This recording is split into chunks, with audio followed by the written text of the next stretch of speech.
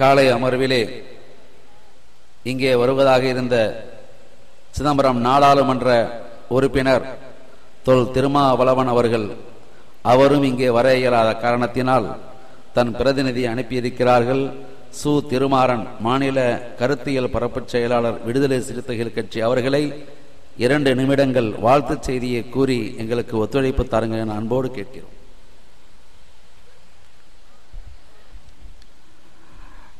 வரலாற்று சிறப்புமிக்க இந்த அரங்கத்திற்கு முதலில் நான் நன்றி சொல்ல கடமைப்பட்டிருக்கிறேன். ஏனென்றால் இப்படிப்பட்ட ஒரு மகத்தான விழாவில் எங்கள் தலைவர் அவர்கள் பங்கேற்பதாக அறிவிக்கப்பட்டு அதனுடைய வருகை இயலாமைக்கு பல்வேறு காரணங்கள் இருக்கின்றன.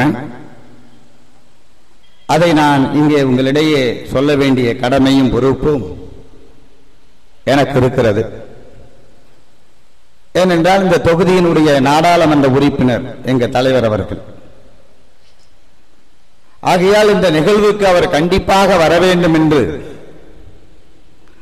பல்வேறு முயற்சிகள், ஒன்னல்ல ரெண்டல்ல, பல்வேறு முயற்சிகள் கடந்த 2 நாட்களாக மேற்கொண்டு அது இறுதியாக தோல்வியிலே முடிந்திருக்கிறது.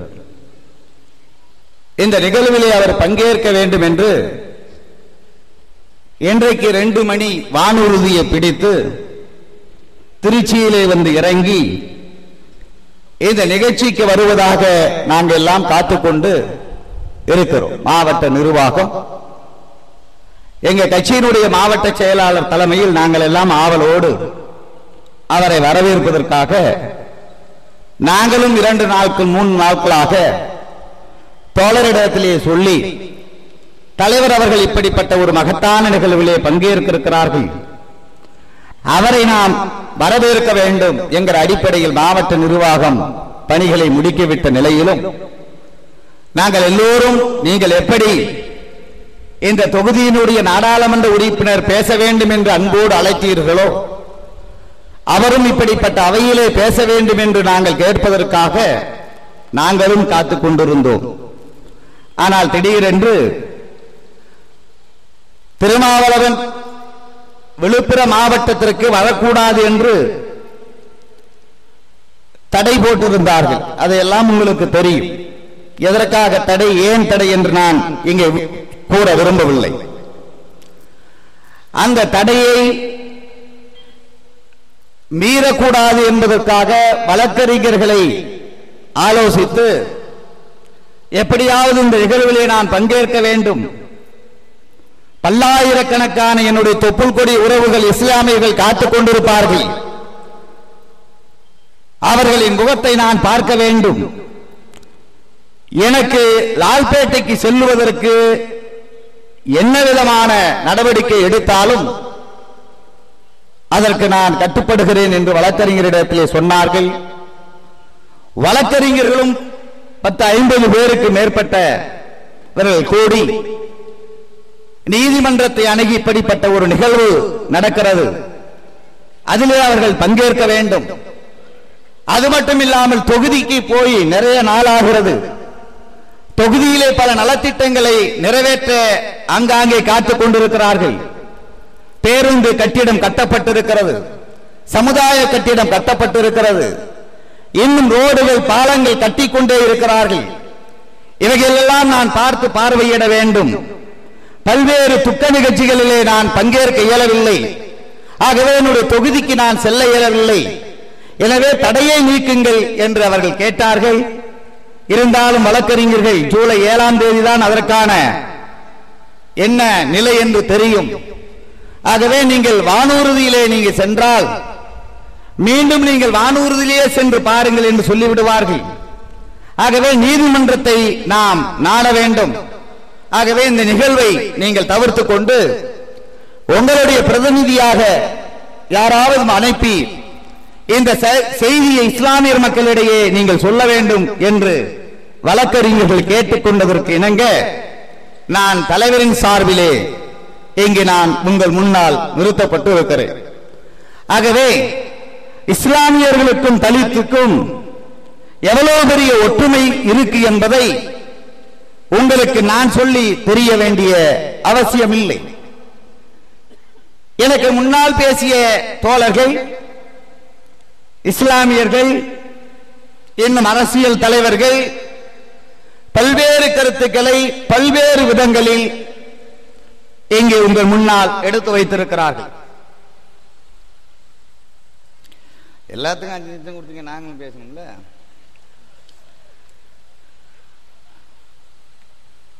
ஆகவே நாம்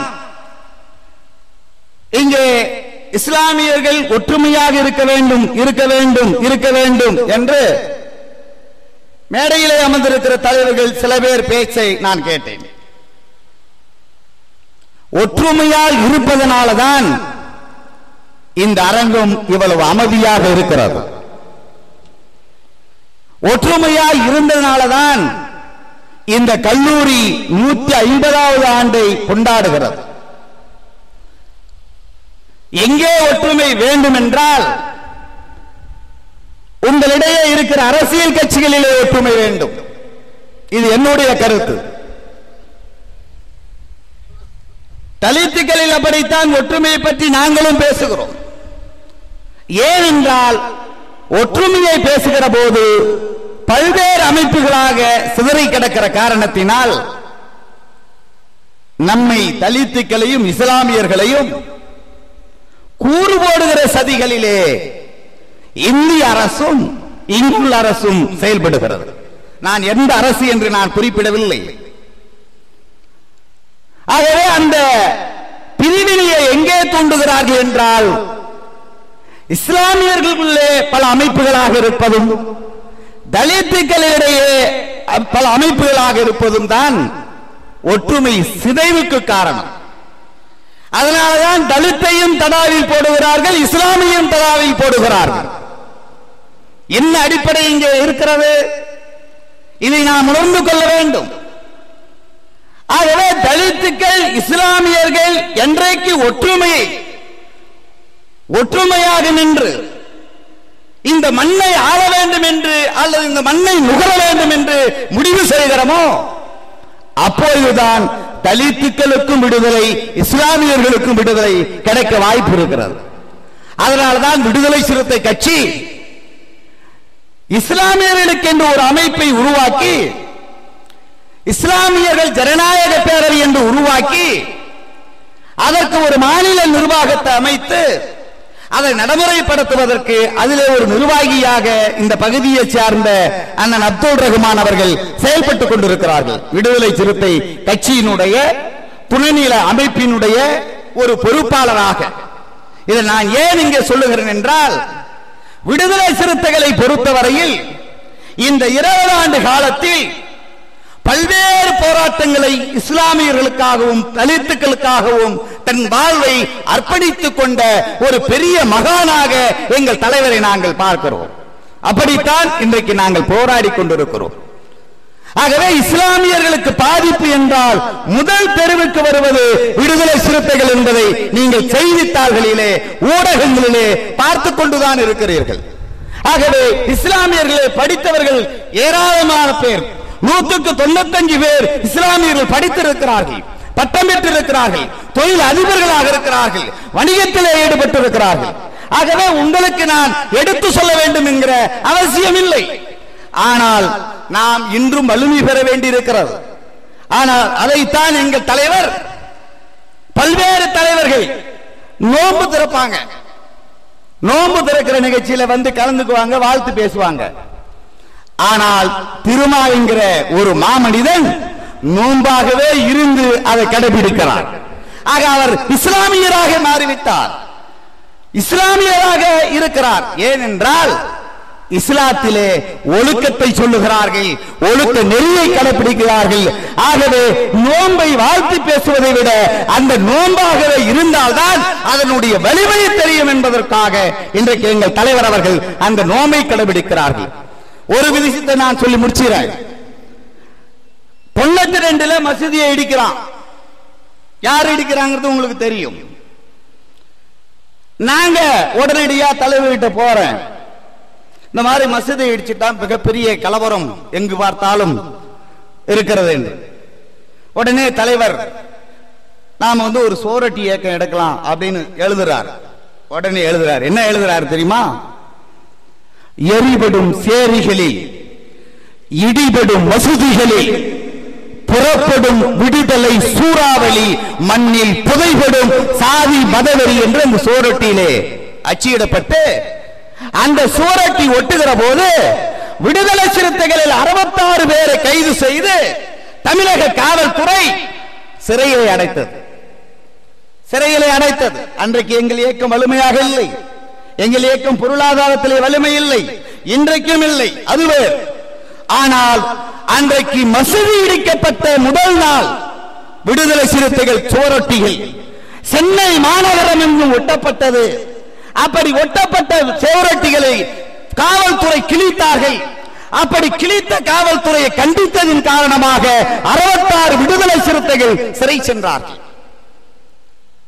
எதற்காக நான் இதை குறிப்பிடுகிறேன் என்றால், என்றைக்கும் விடுதலை சிறுத்தைகள் எங்கள் தலைவர் இஸ்லாமியர்களின் நம்பிக்கை நட்சத்திரமாக விடுதலை சிறுத்தைகளின் கட்சி தலைவர் எங்கள் தலைவர் அவர்கள் உங்களுக்காக, எங்களுக்காக, இந்த மண்ணுக்காக, இந்த மக்களுக்காக இன்றைக்கும் தன் வாழ்வை திருமணம் கூட செய்யாமல் இந்த இளமையை இந்த மண்ணுக்காக, இந்த மக்களுக்காக உழைத்துக் கொண்டிருக்கிறார். இதை ஏன் இந்த இடத்தில் பல்லாயிரக்கணக்கான இருக்கிற இஸ்லாமியர்கள் மத்தியிலே நான் இதை குறிப்பிடுகிறேன் என்றால், நாம் ஒரு முடிவை எடுக்க வேண்டும். ஏன் காங்கிரஸ் ஆதரிக்க வேண்டும்?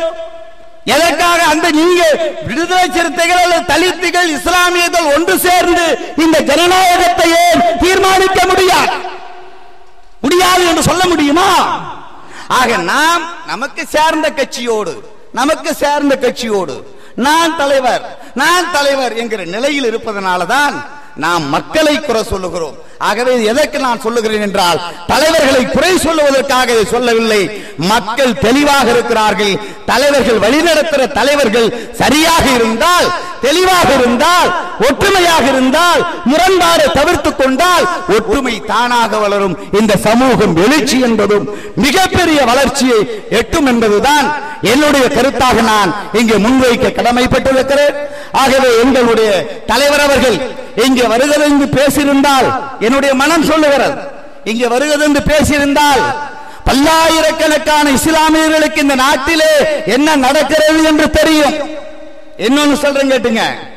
ஏன் இங்க சொன்னாங்க, எனக்கு முன்னாடி பேசுறவங்க சொன்னாங்க, என்ன சொன்னாங்கன்னா, எல்லாத்தையும் தீவிரவாதின்றான் முஸ்லீமே, எல்லாத்தையும் பயங்கரவாதின்றான் முஸ்லீமே அப்படின்னு சொல்றான், சிறைப்படுத்துறான் முஸ்லீமே, நானெல்லாம் ஒற்றுமையா இருக்கணும் முஸ்லீமே அப்படின்னு சொன்னா. ஏன் தெரியுமா சிறைப்படுத்துறான்? ஏன் தெரியுமா? காவல்துறை தலித்துக்களும் இஸ்லாமியர்களும் உண்மையை பேசக்கூடியவர்கள்.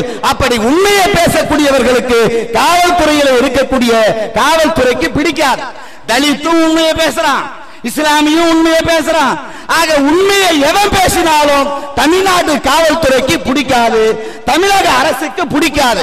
அதனாலதான் இஸ்லாமியர்களும் சிறைப்படுத்துகிறார்கள், அதனாலதான் தலித்துக்களும் சிறைப்படுத்துகிறார்கள்.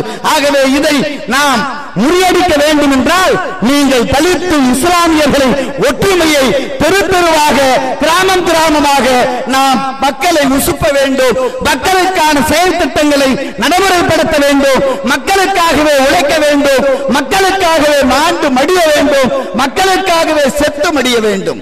ஆகவேதான் நமக்கெல்லாம் உங்களுக்கு தெரியும், நீங்கள் நபிகளை நீங்கள் நிறைய பேசலாம், நிறைய சொல்லலாம், விடிய விடிய பேசலாம், விடிந்து கொண்டே பேசலாம்.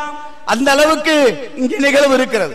ஆக 150 ஆண்டு காலம் இந்த கல்லூரியை நடத்துகிறார்கள் என்றால் அவ்வளவு சாதாரணமா நினைக்காதீங்க. ஏன் 150 ஆண்டுகள் நடத்துறோம்?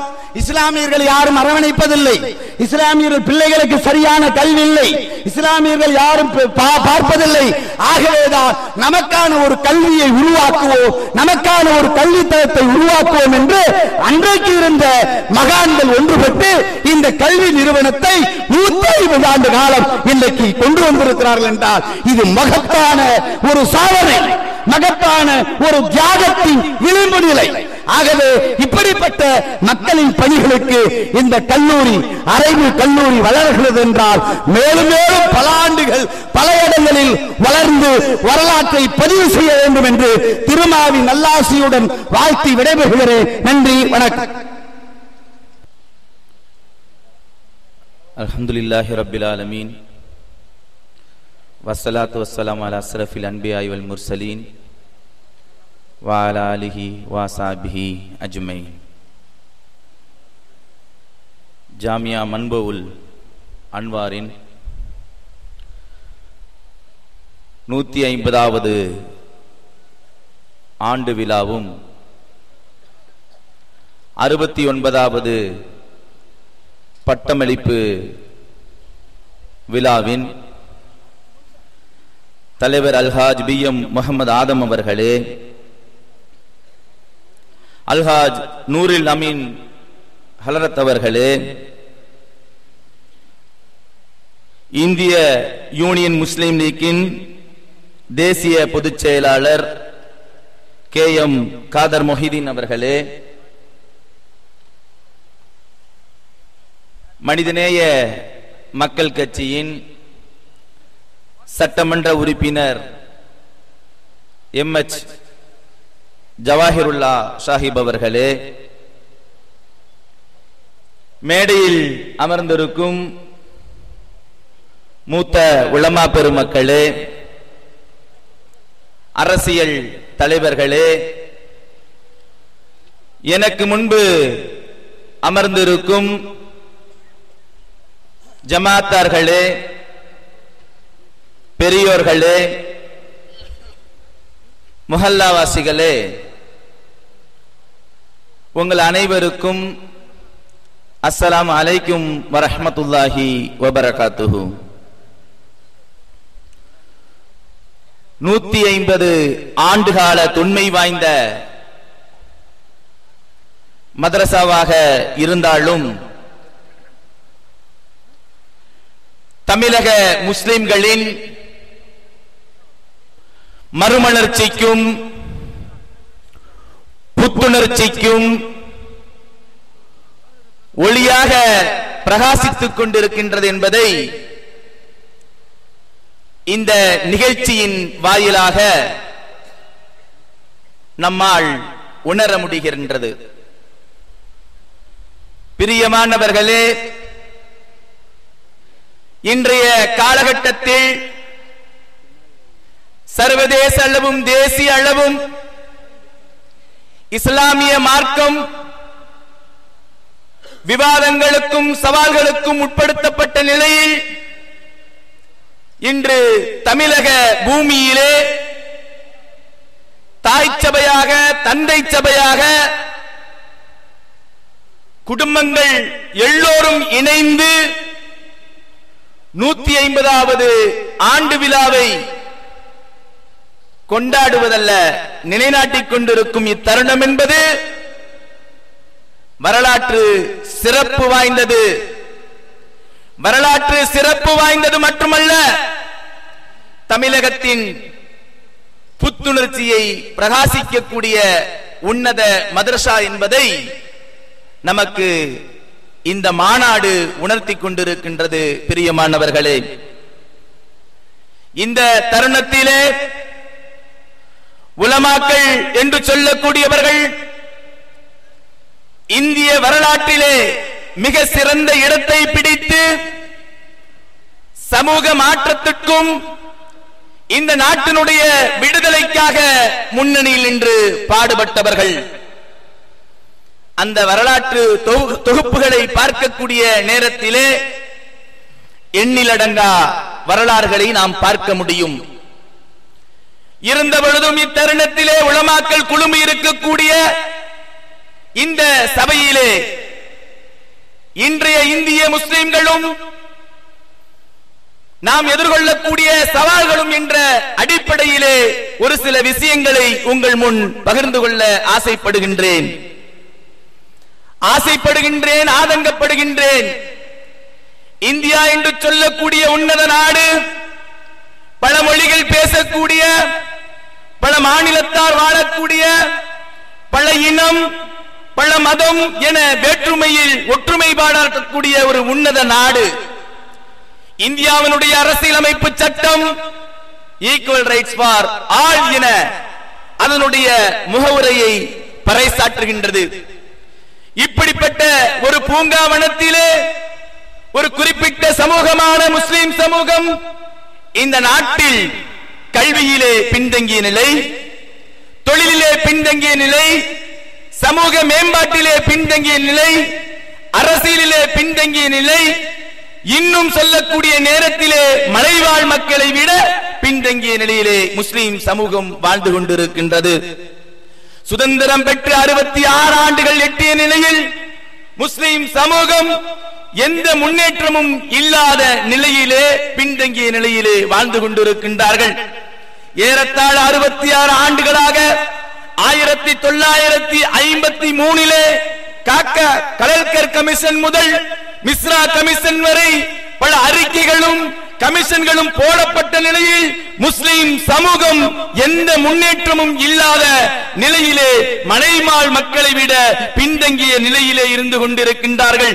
இந்திய முஸ்லிம்களின் நிலையை பார்க்கக்கூடிய நேரத்தில் ரத்தன சுருக்கமாக நாம் சொல்லிவிடலாம், இந்திய நாட்டில் வாழக்கூடிய முஸ்லிம்களுக்கு பாதுகாப்பு இல்லை, செக்யூரிட்டி இல்லை, சம உரிமை இல்லை, அவர்களுக்கு அடையாளம் மறுக்கப்படுகின்றது. இப்படிப்பட்ட ஒரு நிலையிலே இந்திய முஸ்லிம்கள் வாழ்ந்து கொண்டிருக்கின்றார்கள். அவர்களுக்கு எந்த விதமான முன்னேற்றம் இல்லாத நிலையிலே முஸ்லிம் சமூகம் வாழ்ந்து கொண்டிருக்கின்றது. நாம் நிராசை அடைவதற்கு ஒன்றுமில்லை. நிராசை அடைவதற்காக இந்த விஷயத்தை குறிப்பிடவில்லை. போராட்ட குணங்களும் ரசூல் ஸல்லல்லாஹு அலைஹி வஸல்லம் அவர்கள் சமூக மாற்றத்தை எப்படி ஏற்படுத்தினார்கள், அல்லாஹ் ஜல்ல சுப்ஹானஹு வ தஆலா ஒவ்வொரு காலகட்டத்தையும் மாறி மாறி வரச் செய்வதோடு ஈமானை சோதிக்கக்கூடியவனாகவும் ஷஹீதுகளை தேர்ந்தெடுக்கக்கூடியவனாகவும் இருப்பான். ஒவ்வொரு காலகட்டம் மாறி மாறி வரக்கூடிய நேரத்திலே அந்த காலகட்டத்தில் முன்னணியில் நின்று சமூகத்துக்காக போராடக்கூடியவர்கள் யார், சமூகத்துக்காக சமூக மேம்பாட்டுக்காக பணிகளை செய்யக்கூடியவர்கள் யார் என இறைவன் தேர்ந்தெடுக்கக்கூடிய ஒரு நிலையை நாம் பார்க்க முடியும். ஆக இன்றைய இந்திய சூழ்நிலையிலே போராட்ட வரிசையில் முன்னணியில் நின்று போராடக்கூடியவர்களாக நாம் இருக்க கடமைப்பட்டு இருக்கின்றோம். இந்த நாட்டில் சம உரிமை இல்லை என்றால் அதனுடைய எதிர்ச்சொல் என்ன? அடிமைத்தனம். சம உரிமையுடைய எதிர்ச்சொல் என்ன? அடிமைத்தனம். அடிமைகளாக வாழக்கூடிய ஒரு அவல நிலையை பார்க்க முடிகிறது. கடந்த கால வரலாற்றிலே பார்க்கக்கூடிய நேரத்தில் உலமாக்களுடைய தியாகங்களும் அர்ப்பணிப்புகளும் நாம் பார்க்கக்கூடிய நேரத்தில் ஒரு வரலாற்று குறிப்பை நான் உங்கள் முன் வைக்கின்றேன். சென்னையில் பிறந்த அகமது ஷா மதராசி என்று சொல்லக்கூடிய ஒரு உலமா, மஜ்லிஸே உலமா என்று சொல்லக்கூடிய ஒரு இயக்கத்தை தோற்றுவித்தார். வெள்ளையனுக்கு எதிராக போரிடுவதற்காக ஒரு இயக்கத்தை தோற்றுவித்து வெள்ளையனுக்கு சிம்ம சொப்பனமாக திகழ்ந்தவர் கைது செய்யப்படுகிறார். ஃபைசாபாத் சிறைச்சாலையில் கைது செய்யப்பட்டு துன்புறுத்தப்பட்டு ஒரு கட்டத்துக்கு மேல் சிறையிலிருந்து தப்பி வெளியேறி 1857 மே 10 சிப்பாய் புரட்சிக்கு வித்திடக்கூடிய விதத்திலே பெரிய அளவிலே போராட்டத்தை முன்னின்று நடத்தியவர் யார் என்றால் உலமா பெருமக்கள். இப்படிப்பட்ட ஒரு சமூக போராட்டத்தில் முன்னணியில் நின்று போராடிய அவர் பல சூழ்ச்சியின் மூலமாக ஷஹீதாக்கப்படுகின்றார். அந்த தலையை வெள்ளையன் பார்த்து சொல்லுகின்றான், மகிழ்ச்சி அடைகின்றான். அவருடைய தலையை பார்த்து மகிழ்ச்சி அடைவதோடு பெரும் செல்வங்களை எல்லாம் அள்ளி வீசுகின்றான். அந்த அளவுக்கு உலமாக்கள் இந்த நாட்டினுடைய சுதந்திரத்திற்காக, இந்த சமூகத்தினுடைய மேம்பாட்டிற்காக சமூக போராட்ட களத்திலே முன்னணியில் நின்று போராட்டத்தை முன்னின்று நடத்திய வரலாற்றை நாம் பார்க்க முடிகிறது. ஆக இன்றைய காலகட்டத்திலே முஸ்லிம் சமூகம் எதிர்கொண்டிருக்கக்கூடிய பிரச்சனை இடஒதுக்கீடாக இருந்தாலும் சரி, வக்ஃபு மீட்பு போராட்டமாக இருந்தாலும் சரி, இன்று அப்பாவி முஸ்லிம்கள் கைது செய்யப்படக்கூடிய நிலைகளாக இருந்தாலும் சரி, சிறைகளை நிரப்பக்கூடிய விஷயங்களாக இருந்தாலும் சரி, உலமாக்கள் முன்னணியில் நின்று போராடக்கூடிய வரிசையிலே நாம் வர வேண்டும்.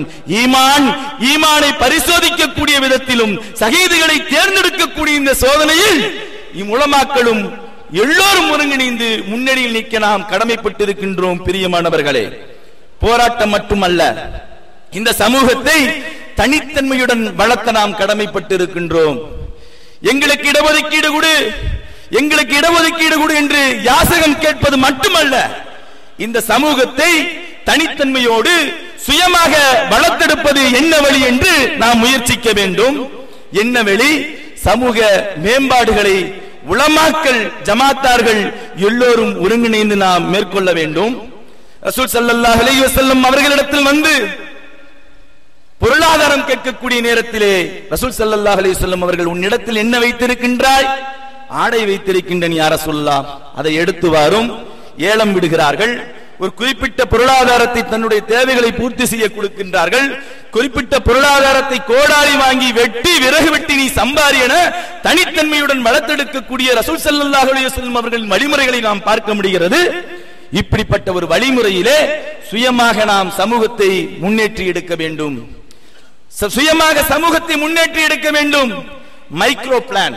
மைக்ரோ பிளான் என்றால் சின்ன சின்ன திட்டங்களை தீட்டி அவர்களுக்கு தேவையான கல்வி உதவி, டியூஷன் சென்டர், இனியும் இருக்கக்கூடிய சுய வேலை வாய்ப்பு திட்டம் போன்ற திட்டங்களில் எல்லாம் முஹல்லாக்கள் வாரியாக மௌலானாக்கள் முன்னின்று, உலமாக்கள் முன்னின்று நடத்தி சிறுக சிறுக இந்த சமூகத்தை முன்னேற்ற நாம் கடமைப்பட்டிருக்கின்றோம் பிரியமானவர்களே. ஆக போராட்டத்தில் மட்டும் முன்னணி அல்ல, இந்த சமூகத்தினுடைய மேம்பாட்டிற்காக, சமூகத்தினுடைய பணிகளுக்காக முன்னணியில் நின்று பாடுபட நாம் கடமைப்பட்டிருக்கின்றோம். இரண்டாவதாக நான் ஒரு விஷயத்தை குறிப்பிடுகின்றேன். இன்று இந்தியாவிலே மிகப்பெரிய அளவிலான சர்ச்சைக்குரிய விஷயம் என்னவென்றால், பெண்கள் கலாச்சார சீரழிவின் காரணத்தினால் பாலியல் வன்கொடுமை, ஆபாசம் போன்ற கொடுமைகளை கட்டுப்படுத்த முடியாமல் பல விவாதங்களுக்கும் சர்ச்சைக்குள்ளாக்கி இருக்கக்கூடிய ஒரு சூழ்நிலையை பார்க்க முடிகின்றது. நம் சமூகத்திலே பெரும்பான்மையான நபர்களை நாம் சந்திக்கக்கூடிய நேரத்தில் பணம் படைத்தவர்களில் இருந்து படித்தவர்கள் வரை எல்லோருமே செல்வந்தர்கள் எல்லாம் கவலைப்படக்கூடிய விஷயம் என்னவென்றால், பெண்களுடைய கலாச்சார சீரழிவு, ஆண்களுடைய கலாச்சார சீரழிவு, இன்ற நவீனத்தினுடைய மொபைல், இன்டர்நெட் போன்ற விஷயங்களின் காரணத்தினாலே பல்வேறு தவறுகளுக்கு காரணமாக இருக்கின்றது. என்ற அடிப்படையில் உலகம் எவ்வளவு வேகமாக சென்று கொண்டிருக்கின்றதோ அதே போன்று தவறுகளையும் வேகமாக செய்யக்கூடிய ஒரு சூழ்நிலையை இன்று சமூகத்தில் பார்க்க முடிகிறதாக. உலமா பெருமக்களாகிய நாம், உலமா பெருமக்களாகிய நீங்கள் எல்லோரும் ஒருங்கிணைந்து பாடத்திட்டங்களில் இன்றைய காலகட்டத்திற்கு ஏற்ப இந்த கலாச்சார சீரழிவை களையெடுக்கக்கூடிய விதத்திலே மதரசா பாடத்திட்டங்களை சீரமைத்து கவுன்சிலிங் சென்டரை நாம் ஏற்படுத்த வேண்டும். அவர்களுக்கு ஆலோசனை வழங்க வேண்டும். ஆலோசனை வழங்கி அவர்களுடைய ஆட்டிட்யூட் சேஞ்ச், இந்த காலகட்டத்திற்கு ஏற்ப பல மாற்றங்களை ஏற்படுத்த நாம் கடமைப்பட்டு இருக்கின்றோம். ஆக இரண்டாவதாக, கலாச்சார சீரழிவிலே இந்த சமூகம் சீரழிந்து கொண்டிருக்கக்கூடிய இந்த நிலையை மனதில் வைத்து உலமா பெருமக்கள், ஜமாத்தார்கள் எல்லோருமே இணைந்து மதரசா பாடத்திட்டங்கள், அதே போன்று ஆலோசனை மையத்தை நாம் ஏற்படுத்த வேண்டும். மூன்றாவதாக, நம்முடைய அடையாளத்தை மறுக்கக்கூடிய விதத்திலே இந்தியா முழுவதும் அப்பாவி முஸ்லிம்கள் சிறையில் அடைக்கப்படக்கூடிய ஒரு அவல நிலையை பார்க்க முடிகிறது. பெரும்பான்மையான முஸ்லிம்கள் சிறையிலே இருந்து கொண்டிருக்கின்றார்கள். எந்த அளவுக்கு என்றால், முஸ்லிம்களுக்கு இடஒதுக்கீடு இருக்கின்றதோ இல்லையோ, ஆனால் சிறையிலே பெரும்பான்மையான முஸ்லிம்கள் இடஒதுக்கீடு கொடுக்கப்பட்டிருக்கின்றது.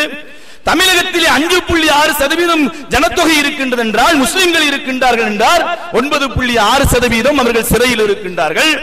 ஆசாமிலே 30.1% முஸ்லிம்களுடைய ஜனத்தொகை இருக்கின்றது என்றால் 30% சிறையில் இருக்கின்றார்கள். இப்படி ஒவ்வொரு சிறையிலும் பெரும்பான்மையான முஸ்லிம்கள் ஜனத்தொகைக்கு மேற்பட்ட அடிப்படையில் அவர்கள் சிறையில் இருக்கக்கூடிய ஒரு அவல நிலையை பார்க்க முடிகிறது. மகாராஷ்டிராவிலே Tata Institute of Social Science என்று சொல்லக்கூடிய ஒரு நிறுவனம், தனியார் நிறுவனம், சிறையில் இருக்கக்கூடிய மக்களை பற்றி கணக்கெடுக்கக்கூடிய நேரத்திலே ஏறத்தாழ 95% முஸ்லிம்கள் அப்பாவிகள், படித்தவர்கள், பணம் படைத்தவர்கள், செல்வந்தர்கள், இப்படி எல்லோருமே சிறையில் இருக்கக்கூடிய ஒரு நிலையை பார்க்க முடிகிறது. 29 வயதுடைய முதுசா என்று சொல்ல ஒருவன் குறிப்பிடுகிறான். இந்த நாட்டிலே கற்பழிப்புகளையும், கொலைகளையும், கொள்ளைகளையும், கலவரங்களையும் செய்தவர்கள் எல்லாம் வெளியே சுதந்திரமாக திரிந்து கொண்டிருக்கின்றார்கள். இந்த நாட்டுப்பற்று மிக்க முஸ்லிம்கள் இன்று சிறைச்சாலையிலே வாடிக்கொண்டிருக்கின்றார்கள் என்ற அடிப்படையிலே அந்த முதுர்சா என்று சொல்லக்கூடிய 30 வயது இளைஞன் குறிப்பிடுகின்றான். பிரியமானவர்களே, இப்படிப்பட்ட நிலையிலே பெரும்பான்மையான இளைஞர்கள் சிறையிலே இருக்கக்கூடிய ஒரு அவல